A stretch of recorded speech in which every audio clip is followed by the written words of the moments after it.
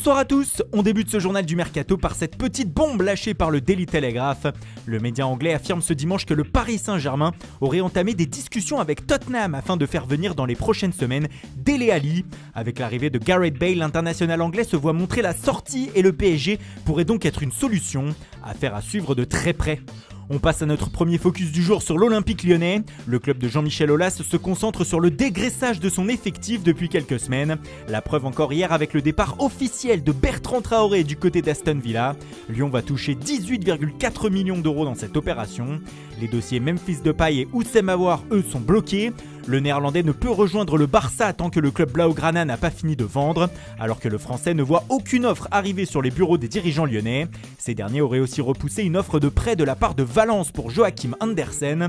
Bref, beaucoup de dossiers encore pour l'OL, mais depuis quelques jours, les Gones se penchent aussi sur de possibles arrivées. Le gardien d'Hambourg, Julian Pollersbeck, a d'ailleurs officiellement signé un contrat de 4 ans avec la formation lyonnaise. Pour la suite, l'OL se penche surtout sur Facundo Pellistri de Peñarol et Lucas Paqueta de l'AC Milan sur le plan offensif. D'ailleurs, Jean-Michel Aulas réfléchirait à un échange avec Memphis Depay entre Lyon et les Lombards.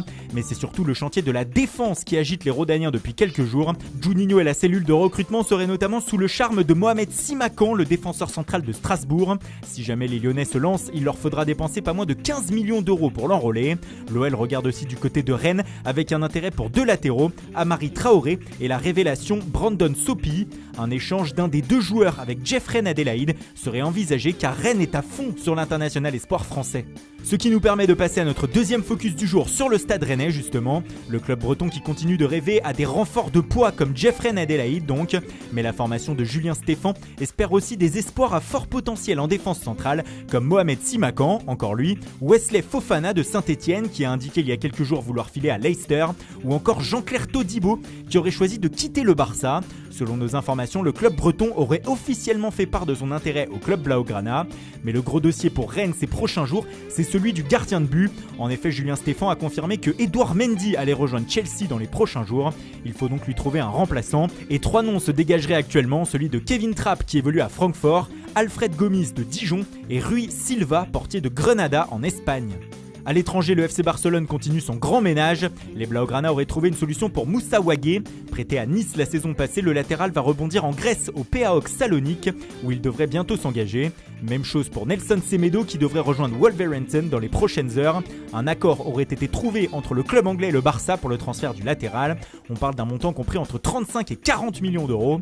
Et puis une surprise ces dernières heures, Ronald Koeman aurait indiqué à son milieu de terrain Riqui Puig qu'il ne comptait pas sur lui cette saison et qu'il devait se trouver une porte de sortie. Une petite surprise alors que l'on pensait que la Masia allait revenir en force dans le nouveau projet du néerlandais.